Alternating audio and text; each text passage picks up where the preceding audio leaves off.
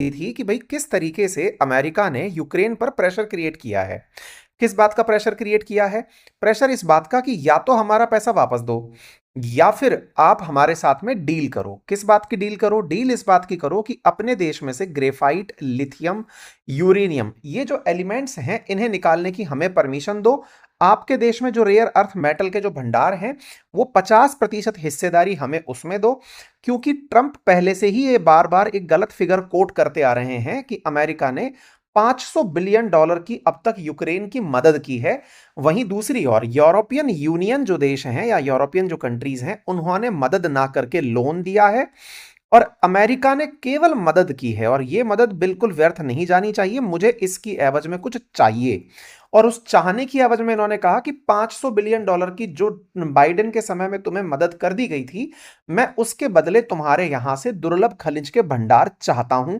ये ट्रंप ने क्लियर कर दिया था और इस पर हमने 24 तारीख को एक सेशन करके आपको बताया था। ठीक है, तो ऐसे में आज का सेशन किस बात पर है? देखिए, आपको मैंने उस सेशन के अंदर इनकी प्रतिक्रिया बताई थी। इन्होंने ये कहा था कि हम ऐसा बिल्कुल नहीं होने देंगे, चाहे हम अपना पद छोड़ दें।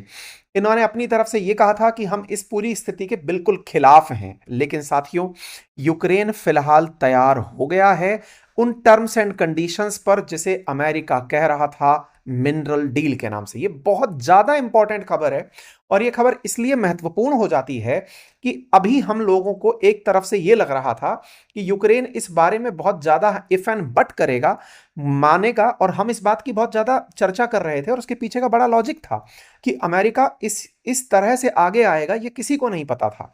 वो इस तरह से यूक्रेन को मध्य रास्ते में ले जाकर छोड़ देगा और नेगोशिएट करने लगेगा कि मैंने जो तुम्हारी मदद की है उसके बदले तुम्हारे यहां के जो मिनरल्स हैं इन्हें मैं लूंगा। ये बात किसी ने एक्सपेक्ट नहीं की थी। हम ये एक्सपेक्ट कर रहे थे कि हो सकता है जेलेंस्की अपने स्तर पर कोई और विकल्प निकाल कर लाएं, यूरोपियन यूनियन इनके साथ होकर खड़ी हो जाए। लेकिन साथियों, आज अमेरिका ने जिस तरह से इसे मध्य में ले जाकर छोड़ा है, यह दुनिया के लिए एक बहुत बड़ा नजारा बन रहा है। लोग इस बात को जैसे भी लें, लेकिन यह सत्य है कि अमेरिका किसी का भी नहीं है। इसीलिए मैंने अपने ट्विटर हैंडल पर एक ट्वीट भी किया था अभी थोड़ी देर पहले ही, और उसमें यह जानकारी दी थी कि ट्रंप की ना ही दोस्ती अच्छी और ना ही दुश्मनी।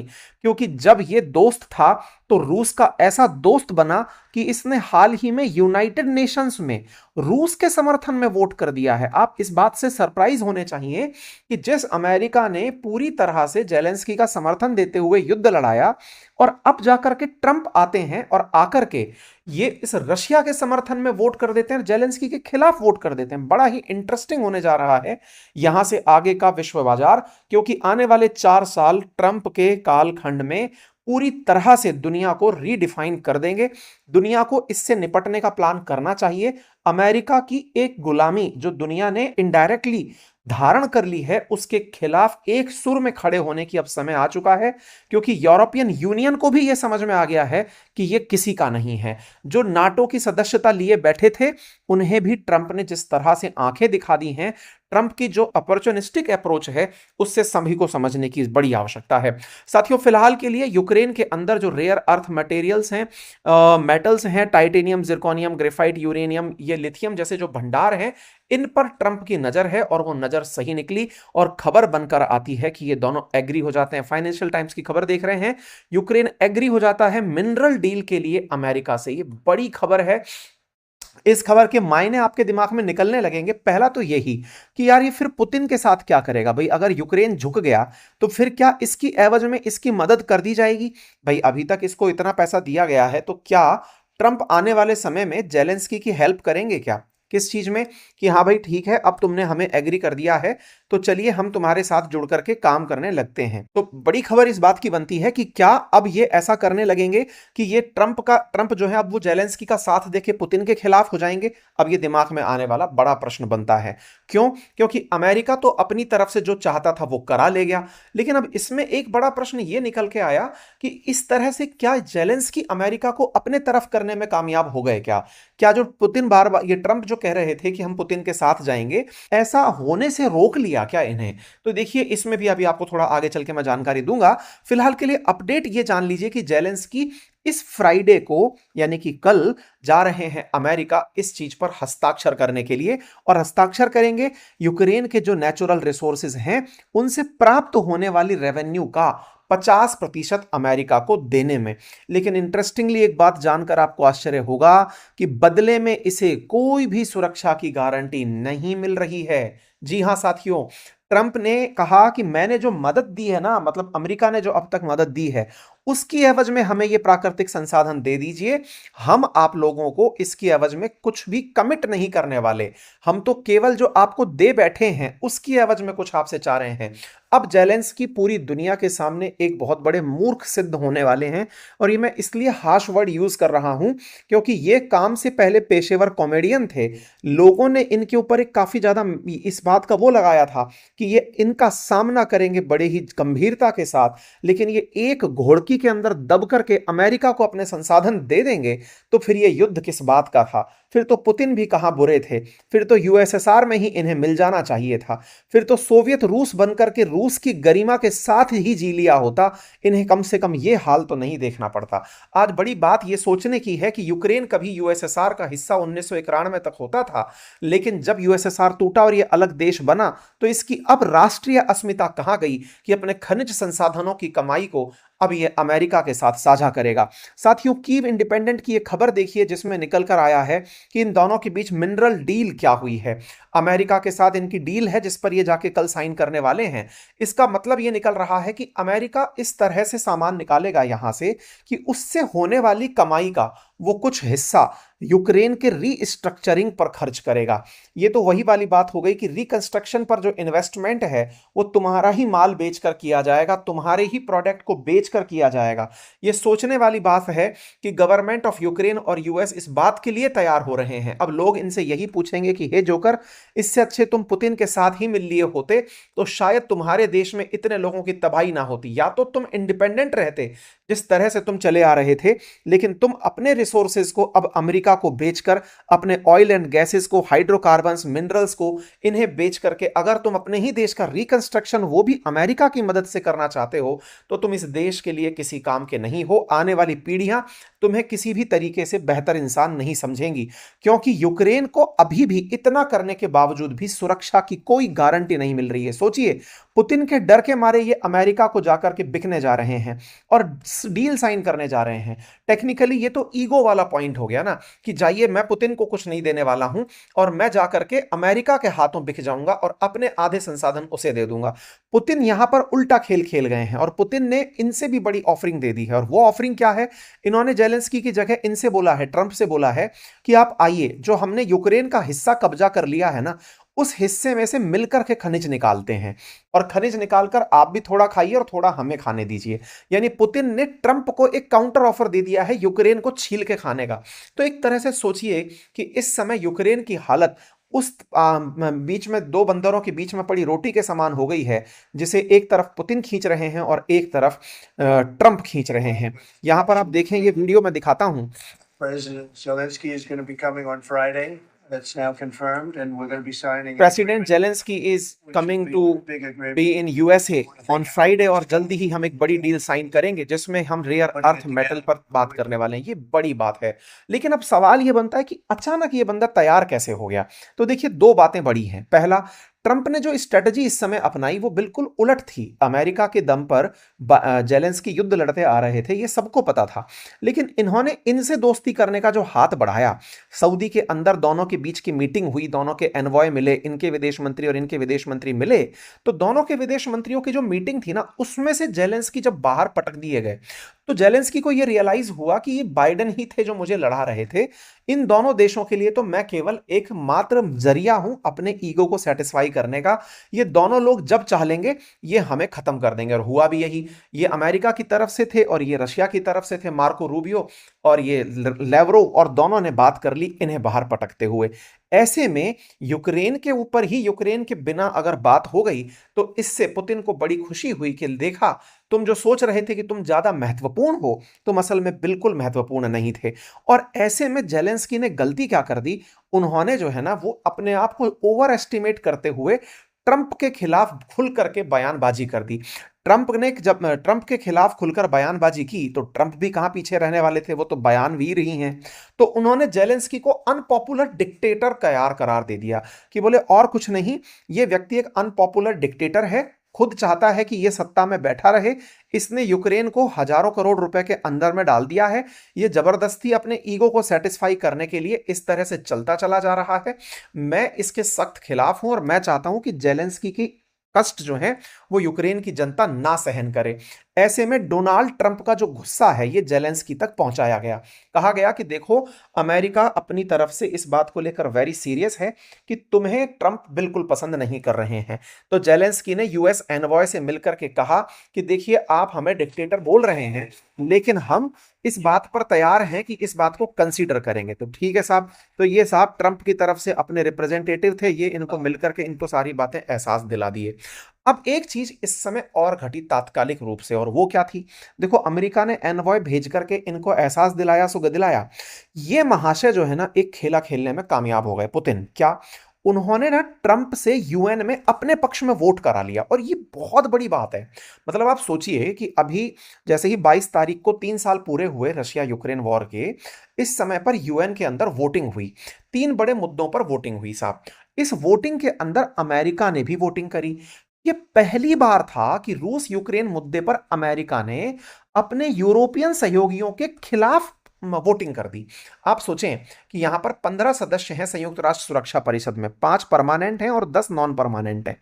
ऐसे में 10 सदस्यों ने पक्ष में मतदान किया और फ्रांस समेत 5 देशों ने वोटिंग से परहेज किया। हुआ ये कि संयुक्त राष्ट्र में अमेरिका ने यूरोप के खिलाफ जाकर, यूरोप तो अभी भी खड़ा रहा यूक्रेन के साथ, लेकिन अमेरिका रूस के समर्थन में चला गया। आप ये वोटिंग देखें, और इस वोटिंग को देखें, 24 फरवरी की यह वोटिंग है, और इसमें वोटिंग थी कि रूस को कहा जाए कि वो खाली करे यूक्रेन को, यूक्रेन पर हमला करना बंद करे। लेकिन आप देखें कि अमेरिका ने किस तरीके से, यूनाइटेड स्टेट्स ऑफ अमेरिका ने इसके खिलाफ वोटिंग कर दी। किस बात के खिलाफ वोटिंग कर दी? कि नहीं, मैं नहीं चाहता कि रूस यूक्रेन को छोड़े। ये बहुत बड़ी बात है। अब तक अमेरिका ही तो लीडर बना हुआ था। मतलब इस बात का इतना विरोध हुआ। सोचकर देखें कि जिस रूस ने इतना युद्ध कराया हो, जिस अमेरिका ने इतना युद्ध किया हो, वो अमेरिका खुद रूस के पाले में जाकर के बैठ गया। आप इस स्थिति से अंदाजा लगाएं। अच्छा, भारत जैसे देशों ने क्या किया? इन्होंने कहा हम वोटिंग में पार्टिसिपेट नहीं करेंगे। देखिए, एक बात आपको समझ में आने लगी होगी अब तक कि भारत का ना जियो पॉलिटिकली इस समय जो हाल है, ये समझ से परे चल रहा है। परे किस मामले में? क्योंकि वो कहीं पर भी अमेरिका के सामने कोई भी ऐसा स्टैंड लेते ही नहीं बना रहा है कि वो कहां जाएगा। आप कहेंगे नहीं सर, बहुत बार एब्सटेन किया है। एब्सटेन करना मतलब वोटिंग ना देना, ये एक तरह से अपना पक्ष ना रखने जैसा है। रूस और अमेरिका ने इस दुनिया को पूरी तरह से अपने बीच में समुद्र मंथन कर दिया है। हम फिर से उस एरा में जाकर शिफ्ट हो गए हैं जिसे हम नॉन अलाइन मूवमेंट कहते थे। बीच में भारत का जो ये शांति वाला दौर था ना, कि हम शांति चाहते हैं, यहां पर इस आदमी ने खेल कर दिया। पहले अमेरिका ने यूक्रेन को धक्का देकर युद्ध करने भेजा, और फिर जाकर पीछे से हट गया और जाकर के दूसरी तरफ बैठ गया। इस पर लोगों ने तगड़ी रिएक्शंस दी हैं। कुछ यूरोपियन मूवमेंट इंटरनेशनल के प्रेसिडेंट है, वो तो कह रहे हैं कि अब चर्चिल और रूजवेल्ट की जो आत्माएं हैं, या जो कब्र में पड़ी जो बॉडीज हैं, वो पलटियां मार रही होंगी कि अमेरिका कर क्या रहा है। वो रूस के समर्थन में कैसे वोटिंग कर सकता है, बेलारूस के समर्थन में कैसे वोटिंग कर सकता है? साहब, पर ये ट्रंप एरा है, कुछ भी हो रहा है। मतलब आप सोचकर देखें, लोग इसे शेमफुल कह रहे हैं। लोग कह रहे हैं कि ये कैसे हो सकता है, अमेरिका रूस के समर्थन में वोट कैसे कर सकता है। ये बहुत जबरदस्त बात है भाई। ये बाइडेन काल में जिस तरह से बाइडेन अमेरिका की एक इज्जत लेकर चल रहे थे, इस आदमी ने कंप्लीट व्यापारी बनकर, मैं पहले भी बोल रहा हूं, ट्रंप के काल में अमेरिका जैसे British east India company India के साथ बर्ताव कर रही थी, अब ये ट्रंप हर देश को बिल्कुल वैसे ही ट्रीट कर रहे हैं जैसे वो सारे के सारे अमेरिका के गुलाम हों। अब दुनिया को एक और आजादी की जरूरत आ पड़ी है, और वो है अमेरिका से आजादी। सोचने की आवश्यकता होगी कि कैसे दुनिया इस सेकंड इंडिपेंडेंस को एंजॉय करने जाएगी, क्योंकि ये खेल तो बहुत खतरनाक तरीके से आगे बढ़ रहा है। खैर, फिलहाल के लिए मैं आपको वो दिखाना चाह रहा हूं कि जब जब अमेरिका ने रूस के खिलाफ वोट किया था, देखिए ये 2022 के अंदर वोट देख सकते हैं। 2022 में अमेरिका का समर्थन था यूक्रेन को। ये देखें, 2023 में अमेरिका का समर्थन था यूक्रेन को। आप देखें, ये भाई साहब ने आते ही पासा पलट दिया है। ट्रंप से इस समय जाकर के ये भी मुलाकात की है, इमानुएल मैक्रोन। इनकी बड़ी प्रशंसा हो रही है साहब। क्यों हो रही है? ट्रंप इनके सामने खुली झूठ बोल रहे थे, कह रहे थे कि यूरोप ने मदद जो की है उसको वापस वो लोन के रूप में प्राप्त करना चाहते हैं। इनने कहा नहीं सर, हमने अपनी तरफ से हेल्प भी दी है और हमने लोन भी दिया है, हमने दोनों दिया है। और बाकायदा इन्होंने प्रॉपर तरीके से, मैक्रोन ने अपने आप को जिस तरह से रखा है, अब तो ये लग रहा है कि दुनिया को यूरोप से उम्मीद जगने की आशंका है कि ह्यूमैनिटेरियनिज्म का जो ग्राउंड है, मानवता की जो बातें हैं, वो शायद यूरोप ज्यादा अच्छे से फॉलो कर पाए, अमेरिका तो नहीं कर पाएगा। मैक्रोन ने बाकायदा ट्रंप को रोका। देखिए किस तरह से Europe is loaning the money to Ukraine. They get their money back. No, in fact, to be frank, we paid 60% of the total efforts, and it was through, like the US, loans, guarantee, grants, and we provided real money. आप इस gesture को देखें, मतलब ये बहुत बड़ी बात है भाई। ये बहुत बड़ी बात इस तरह से है कि इमानुअल मैक्रोन ने, ट्रंप जब ये बोल रहा था कि साहब ऐसा कर रहा है यूरोप, तो इन्होंने तुरंत रोका, नहीं सर हम 60% तक ऐसा करते हैं। हाथ पकड़ लिया इनका। नो, प्रेसिडेंट का हाथ पकड़ना ये मतलब जेस्चर है। देखिए आप, Europe is loaning the money to Ukraine. They get their money back. No, in fact, to be frank, Europe is loaning the money to Ukraine, ये उसको पा जाएंगे। तो इन्होंने कहा नहीं, ऐसा नहीं है। इनफैक्ट 60% ऐसा है जिसको हम उनको सहायता में दे रहे हैं। ये बात बड़ी बात है भाई, और मुझे लगता है कि आने वाले समय में इस बात पर चर्चाएं और गहरी होने लगेंगी कि अगर ट्रंप ऐसा राग खेलते चले गए तो समय बड़ा ही खतरनाक होने वाला है। खैर, फिलहाल के लिए फ्रांस के राष्ट्रपति की तो सब तरफ से तारीफ हो गई, इन्होंने अपनी तरफ से जो बातें की वो भी कर दी, लेकिन यहां पर यूरोप की तरफ से ये बात करना कि उन्होंने रूस की संपत्ति को फ्रीज किया हुआ है और कभी अगर शर्तें बनती हैं तो वो रूस की संपत्ति को फ्री कर देंगे। तो कुल मिलाकर के इस पूरी स्टोरी लाइन में एक बात बड़ी अच्छे से निकल कर आ रही है, और वो क्या है? देखो, इन्हें जो चाहिए था वो मिल गया। ये डे वन से क्लियर थे कि मुझे यूक्रेन पर कब्जा करना है, वो हो गया। इन्होंने जो किया वो दुनिया के सामने आ गया कि अमेरिका किसी का नहीं है। जो पपेट बना वो इसका बना। अब तक जो हीरो बन रहा था, बहुत सी जगह हमने भी कई बार चर्चा में आपसे यही कहा, पिछले सेशन में भी हमने यही कहा था कि अगर ये व्यक्ति खड़ा रह जाता है इस पूरे संघर्ष में ये कहते हुए कि नहीं मैं अमेरिका के सामने नहीं झुकूंगा, ऐसे में ये व्यक्ति अगर अमेरिका के सामने झुकता है तो फिर बहुत बड़ा प्रश्न ये बनता है कि भाई, तो आप इससे बेहतर पुतिन के ही साथ हो लिए होते। आप तो नेचुरली एक ही देश थे, आप लोग थोड़ी युद्ध करके एक दूसरे से अलग हुए हैं। अगर आप साथ होते तो आज यूक्रेनियंस को इतना बुरा समय देखने को नहीं मिलता। अब आप देखें, पुतिन ने एक चाल और चल दी। पुतिन ने बकायदा ट्रंप से कहा कि देखो साहब, मैं भी मिनरल्स बेचने को तैयार हूं, और जो मैंने रूस का हिस्सा कब्जा, जो यूक्रेन का हिस्सा कब्जा किया है ना, मैं वहां से आपको अपना खनिज दे सकता हूं। ये उन्होंने दाव चल दिया। कैसे? तो यूक्रेन के जिस हिस्से पर कब्जा है रूस का, वो हिस्सा जो खरसान प्रोविंस वाला जो हिस्सा है, उस हिस्से के अंदर बहुत सारे माइंस एंड मिनरल्स हैं। उन माइंस एंड मिनरल्स को अगर ये ऑफर कर रहे हैं तो एक तरह से अमेरिका का एक्सेप्टेंस चाहते हैं कि ये अमेरिका का ये जो हिस्सा है ये रूस का ही है। नंबर एक, रूस ने एक बात और कह दी, और वो ये कि आप हमारे साइबेरिया वाले रीजन्स में भी बहुत सारे मिनरल्स हैं, वो भी निकालने आइए। तो एक प्रकार से पुतिन तो दाव खेलने में कामयाब हैं, ट्रंप को वो साथ ले ही आएंगे। तो ट्रंप ने इस पर क्या कहा? तो ट्रंप ने कहा कि मैं रूस से मिनरल्स खरीदना चाहता हूं, रेयर अर्थ का उनके पास बढ़िया भंडार है, मैं चाहता हूं उसको लेना। तो भाई साहब, ये बड़ा तरीका है। देखना होगा कि अमेरिका इस समय पुतिन के साथ कैसे इतना ज्यादा निभ गया। लग रहा है कि ऐसा कभी हुआ ही नहीं था कि ये दोनों देश एक दूसरे के खिलाफ थे। अब जिस तरह का याराना देखने को मिल रहा है, इसे देखते हुए दुनिया के बहुत से देशों को लेसन लेने होंगे।